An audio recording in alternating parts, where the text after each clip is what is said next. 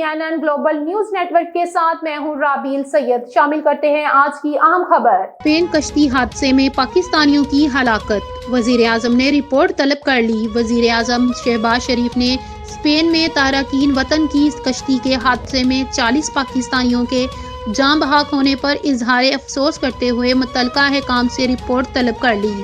وزیر اعظم کے دفتر سے جاری بیان کے مطابق شہباز شریف نے مغربی افریقہ سے اسپین کی طرف جانے والی کشتی کے حادثے پر گہرے دکھ اور افسوس کا اظہار کیا۔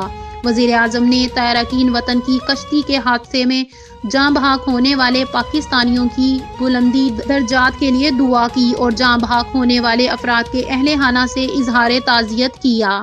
اعلامیہ کے مطابق وزیر اعظم نے متعلقہ حکام سے واقعے کی رپورٹ طلب کر لی ہے اور کہا ہے کہ انسانی اسمگلنگ جیسے مکروہ عمل میں ملوث افراد کے خلاف سخت کارروائی ہوگی۔